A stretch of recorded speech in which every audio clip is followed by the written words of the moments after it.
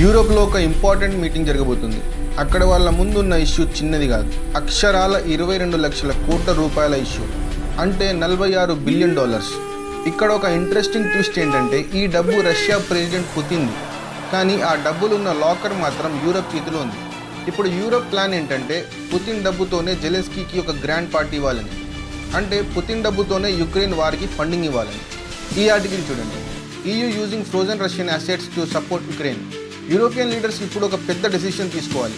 రష్యాకి చెందిన ఫ్రీజ్ చేసిన అమౌంట్తో యుక్రెయిన్కి హెల్ప్ చేయాలా అంటే, మన తెలుగులో ఒక సామెత ఉంది కదా, వాడి చెప్పుతో వాడినే కొట్టడం. ఈ ఒక్క డెసిషన్ కోసమే యూరోప్లోని పెద్ద పెద్ద లీడర్స్ అందరూ బెల్జియం క్యాపిటల్ బ్రసెల్స్లో ఒక సమ్మిట్కి గ్యాదర్ అవుతున్నారు. ఇక్కడ మీకు ఒక డౌట్ రావచ్చు, అసలు రష్యా డబ్బులు యూరప్ దగ్గర ఎందుకు ఉన్నాయి? ఉంటే మిలియన్స్లో ఉండాలి, కానీ ఇంత హ్యూజ్ అమౌంట్ బిలియన్స్ ఆఫ్ యూరోస్లో ఎలా ఉంది? అయినా ఆ డబ్బుతో యుక్రెయిన్కి ఎలా హెల్ప్ చేయొచ్చు? అండ్ మోస్ట్ ఇంపార్టెంట్లీ ఇదంతా ఇప్పుడు ఎందుకు జరుగుతుంది? మరోవైపు పుతిన్ ఫుల్ యాటిట్యూడ్లో ఉన్నారు. అతను యూరోప్ లీడర్స్ని లిటిల్ పిగ్స్ అంటే పిల్ల పందులని పిలిచారు. అంతేకాదు, ఆయన ప్రేమతోనైనా సరే యుద్ధంతోనైనా సరే నా టార్గెట్ని ఫినిష్ చేశాకే ఆగుతాను అని ఒక ప్రమాణం చేశారు. ఈ ఆర్టికల్ చూడండి, Putin calls European leaders little pigs, vows to achieve Ukraine goals by diplomacy or military action. So ఈరోజు ఈ 22 లక్షల కోట్ల వెనుక ఉన్న అసలు కథ ఏంటో, ఈ జియోపొలిటికల్ డ్రామా ఏంటో క్లియర్గా డీకోడ్ చేద్దాం. Hello everyone, welcome back to geopolitics by Mohammed. ఫిబ్రవరి 2026 నాటికి రష్యా యుక్రెయిన్ వార్ స్టార్ట్ అయ్యి కరెక్ట్గా 4 ఏళ్ళు పూర్తయి. వార్ స్టార్ట్ అయినప్పుడు చాలామంది ఎక్స్పర్ట్స్ యుక్రెయిన్ కనీసం ఒక్క నెల కూడా నిలబడదని చెప్పారు. కానీ యుక్రెయిన్ నిలబడింది. అది తన సొంత బలంతో కాదు, పక్కోడి బలంతో నిలబడింది. ఇనీషియల్లీ అమెరికా సపోర్ట్ చేసింది, ఆ తర్వాత యూరప్ సపోర్ట్ చేసింది. కానీ ఇప్పుడు సీన్ రివర్స్ అయింది. అమెరికా ఖజానాకి ఇప్పుడు తాళం పడింది. ఈ సంవత్సరం ఫిబ్రవరిలో జెలెన్స్కీ ఆ తాళం చెవి కోసం అమెరికా వెళ్ళారు. కానీ వైట్ హౌస్ నుంచి బయటికి వచ్చేసరికి ఆయన పరిస్థితి ఎలా ఉందంటే, ఒక పాత హిందీ పాటలు చెప్పినట్టు బయటికి వచ్చాం కానీ ప్రాణం పోయినట్టుగా వచ్చామనేలా ఉంది. జెలెన్స్కీ వైట్ హౌస్ వెళ్ళినప్పుడు ఏం జరిగిందో ఆ టాపిక్ మీద నేను ఆల్రెడీ ఒక వీడియో అప్లోడ్ చేశా. దాని లింక్ డిస్క్రిప్షన్లో షేర్ చేస్తాను, మీరు ఆ వీడియో కూడా చూడండి. వైట్ హౌస్ మీటింగ్ నుంచి నిద్రలేచి చూస్తే జెలెన్స్కీకి ఇప్పుడు ఒకే ఒక్క ఫ్రెండ్ కనిపిస్తున్నాడు, అది యూరప్. కానీ ఇప్పుడు యూరప్ పరిస్థితి కూడా మునిగిపోయేవాడికి గడ్డిపోచే ఆసరా లాగా తయారైంది. యూరోపియన్ కంట్రీస్ మీద వాళ్ళ ప్రజల నుంచి విపరీతమైన ప్రెషర్ ఉంది. ఇంకెన్నాళ్ళు మన డబ్బులు తీసుకెళ్లి యుక్రెయిన్కి దానం చేస్తారు అని జనం అడుగుతున్నారు.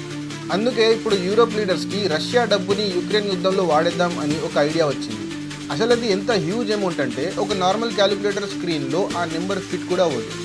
దాదాపు 22 లక్షల కోట్లు. ఫైనాన్షియల్ ఇయర్ 2025 టు 2026కి ఇండియన్ బడ్జెట్లో ఇండియా చేసే టోటల్ ఖర్చు సుమారు 50 లక్షల కోట్లు. అంటే యూరప్ లాకర్స్లో బందీగా ఉన్న రష్యన్ మనీ ఇండియా మొత్తం ఖర్చు చేసే ఏడాది బడ్జెట్లో దాదాపు 44%, అంటే ఆల్మోస్ట్ సగం. పోనీ మన డిఫెన్స్ బడ్జెట్తో కంపేర్ చేస్తే ఇండియా డిఫెన్స్ బడ్జెట్ 7 లక్షల కోట్లు. అంటే యూరప్ దగ్గర ఉన్న రష్యా డబ్బులతో ఇండియా ఆర్మీ ఖర్చులను దాదాపు 3 ఏళ్ల పాటు ఈజీగా మెయింటైన్ చేయొచ్చు. సో బ్రసెల్స్లో జరుగుతున్న ఈ మీటింగ్ ఎంత సీరియస్తో ఇప్పుడు మీకు అర్థమై ఉండొచ్చు. కానీ అసలు యూరప్ దగ్గర రష్యాకి సంబంధించిన అమౌంట్ ఎక్కడి నుంచి వచ్చింది? పుతిన్ ఏమైనా చెక్ రాసి ఇచ్చారా? ఇది అర్థం చేసుకోవాలంటే మన ప్రపంచంలో మనీ సర్క్యులేషన్ ఎలా జరుగుతుందో చూడాలి. దీనికోసం మనం ఒక ప్లేస్ గురించి మాట్లాడుకోవాలి. దాని పేరు యూరోక్లియర్. బెల్జియం క్యాపిటల్ బ్రసెల్స్లో ఒక బిల్డింగ్ ఉంది, అదే యూరోక్లియర్. బయట నుంచి చూస్తే అదొక బోరింగ్ ఆఫీస్ లాగా ఉంటుంది, కానీ లోపల మాత్రం ప్రపంచం తాలూకు హ్యూజ్ వెల్త్ దాగింది. దీన్ని టెక్నికల్ లాంగ్వేజ్లో సెంట్రల్ సెక్యూరిటీస్ డిపాజిటరీ అంటారు. మీరు స్టాక్ మార్కెట్లో ఏదైనా షేర్ కొంటే అది మీ డిమాట్ అకౌంట్లో ఉంటుంది. సేమ్ సిస్టమ్ ఇక్కడ కూడా. యూరోక్లియర్ అనేది దేశాల డిమాట్ అకౌంట్ లాంటిది. రష్యా ప్రపంచానికి ఆయిల్ అండ్ గ్యాస్ అమ్మినప్పుడు దానికి బదులుగా వాళ్ళకి బిలియన్ల కొద్ది డాలర్స్, యూరోస్ వచ్చేవి. పుతిన్ ఆ బిలియన్స్ని మాస్కోలో మంచం కింద దాచిపెట్టలేరు కదా. వాటి మీద వడ్డీ కూడా రావాలని, సేఫ్గా ఉంటుందని జర్మనీ, ఫ్రాన్స్ లాంటి యూరోపియన్ దేశాల గవర్నమెంట్ బాండ్స్ కొనేవారు. ఆ బాండ్స్ అన్ని డిజిటల్ ఫార్మాట్లో ఈ యూరోక్లియర్లోనే సేవ్ చేసి పెట్టేవాడు. వార్ స్టార్ట్ అవ్వకముందు ఈ యూరోక్లియర్ న్యూట్రల్గా ఉండేది, ఎవరి పక్షం తీసుకునేది కాదు. రష్యా కూడా యూరోక్లియర్ని గుడ్డిగా నమ్మి తమ లైఫ్ సేవింగ్స్ని అక్కడ పెట్టింది. ఫిబ్రవరి 2022లో రష్యా ట్యాంకులు యుక్రెయిన్లోకి ఎంటర్ అయ్యాయి. వెస్టర్న్ దేశాలు రివెంజ్ తీసుకోవాలనుకున్నాయి, కానీ డైరెక్ట్గా వాళ్ళు దిగలేవు కాబట్టి ఆ పని యుక్రెయిన్తో చేయిస్తూ వెనుక నుండి రష్యాకి అగెయిన్స్ట్గా ఫైనాన్షియల్ స్టెప్స్ తీసుకున్నారు. డిప్లొమాటిక్గా G7 దేశాలు అంటే America, Britain, Europe, Japan, Canada Russia central bank ఖజానాకి ఫ్రీజ్ చేద్దామని డిసైడ్ చేశారు. రాత్రికి రాత్రి ఆ డిజిటల్ కోడ్స్ అన్నీ బ్లాక్ చేశారు. రష్యా తన అమౌంట్ని కదిలించలేకపోయింది. పేపర్ మీద దానికి ఓనర్ రష్యానే, కానీ వాళ్ళు దాన్ని టచ్ చేయలేరు, యూజ్ చేయలేరు. సో యూరోక్లియర్ న్యూట్రల్ ఉండకుండా వెస్ట్కి అండ్ యుక్రెయిన్కి సపోర్ట్ చేస్తే రష్యా యూరోక్లియర్ మీద కేసు పెట్టొచ్చు. ఇక్కడ చూడండి, Russian central bank sues Euroclear as EU advances plan to tap frozen assets for Ukraine. రష్యాకి చెందిన టోటల్ 260 బిలియన్ యూరోస్ ప్రపంచవ్యాప్తంగా చిక్కుకుపోయాయి. దానిలో 210 బిలియన్ యూరోస్ కేవలం యూరోపియన్ యూనియన్లోనే ఉన్నాయి. ఆ 210 బిలియన్లో 193 బిలియన్ యూరోస్ అంటే 92% అమౌంట్ ఒక్క ప్లేస్లోనే ఉంది, అదే బెల్జియంలోని యూరోక్లియర్. సో మీ డౌట్కి ఆన్సర్ ఇదే, యూరోప్ రష్యా డబ్బుని దొంగతనం చేయలేదు, రష్యానే స్వయంగా నమ్మి ఆ డబ్బుని యూరోప్ లాకర్లో పెట్టింది. దాదాపు 4 ఏళ్లుగా ఆ మనీ ఎక్కడే పడింది. అండ్ ఈ యుద్ధం వల్ల యుక్రెయిన్ ఖజానా ఖాళీ అవుతుంది. అమెరికాలో ట్రంప్ గవర్నమెంట్ వచ్చాక పెద్ద పెద్ద చెక్కులు రాయడం బంద్ చేశారు. అటు యూరోప్ కూడా అలసిపోయింది. అందుకే యూరోపియన్ యూనియన్ ఈ నెల డిసెంబర్ 3న ఒక మాస్టర్ ప్లాన్ ప్రజెంట్ చేసింది. ఆ మాస్టర్ ప్లాన్ పేరే రిపరేషన్స్ లోన్. ఈ ప్లాన్ ఎలా వర్క్ అవుతుందంటే, యుక్రెయిన్కి 2026 అండ్ 2027లో సర్వైవ్ అవ్వడానికి అండ్ వార్లో నిలబడడానికి దాదాపు 136 బిలియన్ యూరోస్ కావాలి. యూరోప్ ఏమంటుందంటే, మా దగ్గర రష్యాకి చెందిన 210 బిలియన్ యూరోస్ ఆల్రెడీ ఉన్నాయి, మేము లీగల్గా దాన్ని డైరెక్ట్గా తీసుకోలేము, కానీ రష్యా చేసిన విధ్వంసానికి కంపెన్సేషన్ యుక్రెయిన్కి ఇవ్వాలి కదా. సో వాళ్ళు వేసిన మాస్టర్ ప్లాన్ ఏంటంటే, యూరోప్ మార్కెట్ నుంచి 90 to 100 బిలియన్ యూరోస్ లోన్ తీసుకొని యుక్రెయిన్కి ఇచ్చేస్తారు. మరి ఈ లోన్ని తిరిగి కట్టేది ఎలా అంటే, యూరోప్ దగ్గర రష్యా డిపాజిట్ ఉంది కదా, దాని మీద వచ్చే వడ్డీతోనే ఈ లోన్ ఇన్స్టాల్మెంట్స్ కడదామని వీళ్ళ ప్లాన్. బెల్జియంలో ఉన్న ఆ అమౌంట్ మీద ప్రతి సంవత్సరం 3 నుంచి 5 బిలియన్ యూరోస్ ఇంట్రెస్ట్ వస్తుంది. వార్ ఎండ్ అయ్యాక రష్యా ఆ పరిహారం చెల్లించాలి. ఒకవేళ రష్యా ఒప్పుకోకపోతే అప్పుడు మేము ఫ్రీజ్ చేసిన ఆ అసలు అమౌంట్ అంటే ప్రిన్సిపల్ అమౌంట్ని సీజ్ చేసి మార్కెట్లో నుంచి తీసుకున్న లోన్ని క్లియర్ చేస్తామని యూరోప్ ప్లాన్ చేస్తుంది. వినడానికి ఈ ప్లాన్ చాలా సాలిడ్గా ఉంది, కానీ యూరోపియన్ యూనియన్లోని అన్ని దేశాలు ఈ ప్లాన్కి రెడీగా లేవు. ఈ ప్లాన్కి సపోర్ట్లో ఎవరున్నారని చూస్తే జర్మనీ అండ్ పోలాండ్ ముందున్నారు. Polish prime minister Donald Tusk ఈరోజు మనీ స్పెండ్ చేయకపోతే రేపు రక్తం చెల్లించాల్సి వస్తుందని చెప్పారు. ఈ ఆర్టికల్ చూడండి, money today or blood tomorrow. మరి ఈ ప్లాన్కి అగేన్స్ట్గా ఎవరున్నారు? ఒక చిన్న దేశం, అదే Belgium. Belgium prime minister Alexander D Croo ప్రస్తుతం యూరోప్ మొత్తంలో అత్యంత టెన్షన్లో ఉన్న వ్యక్తి ఆయనే. మొదట్లో బెల్జియం కూడా ఈ ప్లాన్ని సపోర్ట్ చేసింది. ఈ ర్యూటర్స్ ఆర్టికల్ చూడండి, బెల్జియం వెల్కమ్స్ EU ప్రపోజల్. కానీ ఇప్పుడు హై టెన్షన్లో ఉంది, ఎందుకంటే ఆ అమౌంట్ మొత్తం వాళ్ళ దేశంలోనే ఉంది. యూరోక్లియర్ బెల్జియంలోని బ్రసెల్స్ నుంచే రన్ అవుతుంది. ఒకవేళ యూరోప్ ఈ ప్లాన్ని అమలు చేస్తే రష్యాకి డైరెక్ట్ ఎనిమీ అయ్యేది బెల్జియం అని వాళ్ళకి అర్థమైంది. మా లైఫ్కి అండ్ యూరోక్లియర్ ఎంప్లాయీస్ లైఫ్కి డేంజర్ ఉందని అండ్ బెల్జియంలోని కొన్ని ప్రాంతాల మీద అన్ఐడెంటిఫైడ్ డ్రోన్స్ ఎగురుతూ కనిపిస్తున్నాయి అని నవంబర్లో ఓపెన్గా డి క్రూ ఇలా చెప్పారు.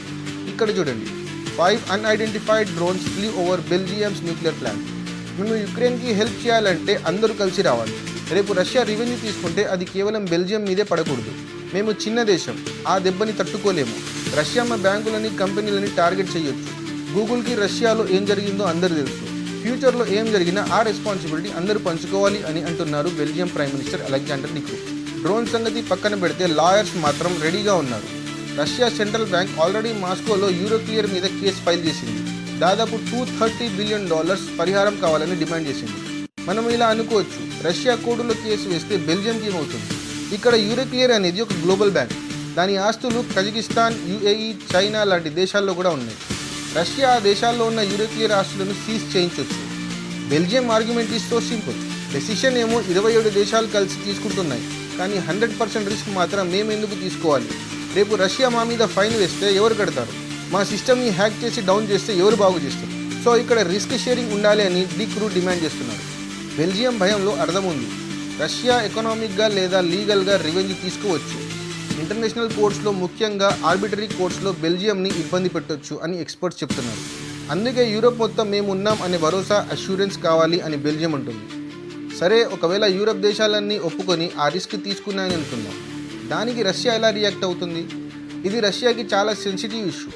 రష్యన్ ఆఫీసర్స్, ఇది మనీ మ్యాటర్ మాత్రమే కాదు, ఇది యుద్ధానికి బ్యాక్బోన్ లాంటిది. మా డబ్బుతో మా మీద యుద్ధం చేస్తే మేము ఊరుకోము అని క్లియర్గా చెప్పారు. డిసెంబర్ 17న తన డిఫెన్స్ మినిస్ట్రీతో జరిగిన మీటింగ్లో వ్లాదిమిర్ పుతిన్ అగ్రెసివ్లీ యూరోపియన్ లీడర్స్ని పిల్ల పందులని పిలిచారు.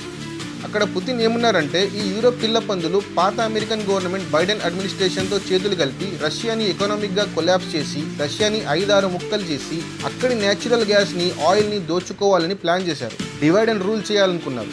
కానీ నేను దాన్ని అడ్డుకున్నాను, రష్యాని ఒకటిగా ఉంచానని పుతిన్ వాదన. ఇక్కడ చూడండి, European swine wanted to feast on Russia's collapse. అలానే రష్యా యుక్రెయిన్లో తన లక్ష్యాన్ని పూర్తి చేసి తీరుతుంది, అది మాటలతో అయినా సరే లేదా చేతులతో అయినా సరే అని ఒక ప్రమాణం కూడా చేశారు. మీరు ఈ వీడియో చూడండి. Европейские подсвинки тут же включились в эту работу прежней американской администрации в надежде поживиться на развале нашей страны.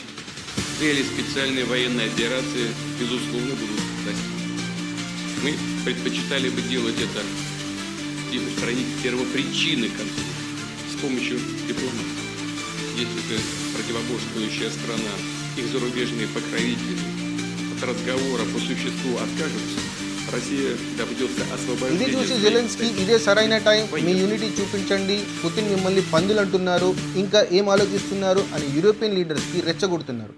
వరల్డ్ మీడియా మొత్తం ఈ టాపిక్ని చాలా క్లోజ్గా కవర్ చేస్తుంది. రీజన్ ఏంటంటే యుక్రెయిన్ వార్ ఆగిపోతుందేమో అని, ట్రంప్ రాగానే సీజ్ ఫైర్ చేస్తారేమో అని అందరూ ఒక ఆశతో ఉన్నారు. ట్రంప్ కూడా నేను 10 రోజుల్లో వార్ ఆపేస్తా అని చెప్పారు, కానీ అదంతా ఇప్పుడు ఫెయిల్ అయినట్టు కనిపిస్తుంది. రీసెంట్లీ ట్రంప్ ఒక 28 పాయింట్స్ పీస్ ప్లాన్ కూడా డ్రాఫ్ట్ చేసి యుక్రెయిన్ అండ్ రష్యా ముందు పెట్టారు. ట్రంప్ డ్రాఫ్ట్ చేసిన ఆ పీస్ ప్లాన్కి హిస్టరీలో ఫస్ట్ టైం యుక్రెయిన్ ఒప్పుకుంది. ఆ టాపిక్ నేను ఆల్రెడీ నా పాత వీడియోలో కవర్ చేశాను, దాని లింక్ డిస్క్రిప్షన్లో షేర్ చేస్తా, మీరు ఆ వీడియో కూడా చూడండి. ఒకవైపు ప్రపంచమంతా రష్యా యుక్రెయిన్ వార్ పీస్ డీల్కి దగ్గరలో వచ్చిందని ఆశతో ఉంటే, యుద్ధం ఇప్పుడే ఆగదు, రష్యా యుక్రెయిన్ వార్ లాంగ్ రన్లో ఉంటుంది, రష్యా యుక్రెయిన్లో తన లక్ష్యాన్ని పూర్తి చేసేదాకా ఈ యుద్ధం ఆగదని ఈ ఒక్క డైలాగ్తో పుతిన్ ప్రపంచానికి క్లియర్ కట్గా చెప్పేశారు. కానీ జియో పాలిటిక్స్ మనం అనుకున్నట్టు అంత సింపుల్ కాదు. ప్రతి యాక్షన్కి రియాక్షన్ ఉంటుంది. పుతిన్ స్టేట్మెంట్స్ తర్వాత యూరోప్ ఫ్రీజ్ చేసిన రష్యన్ యాసెట్స్ని ముట్టుకోలేదు. ఇక్కడ చూడండి, EU dropped frozen Russian assets plan. దీని ఇంపాక్ట్ డైరెక్ట్ ఇండియా మీద కూడా ఉంటుంది. ఈరోజు రష్యా యుక్రెయిన్ వార్ ఎండ్ అయితే మనం రష్యా నుంచి without any tension crude oil కొనొచ్చు, వెపన్ డీల్స్ చేసుకోవచ్చు, యూరోప్ పెట్టే రెస్ట్రిక్షన్స్ కూడా, అమెరికా టారిఫ్స్ కూడా తగ్గిపోతుందని మనం అనుకున్నాం. అండ్ రీసెంట్గా పుతిన్ ఇండియా వచ్చారు. S-400, S-500 డీల్స్ మీద చర్చలు జరిగాయి, కానీ ఒక్క డిఫెన్స్ డీల్ కూడా సైన్ అవ్వలేదు.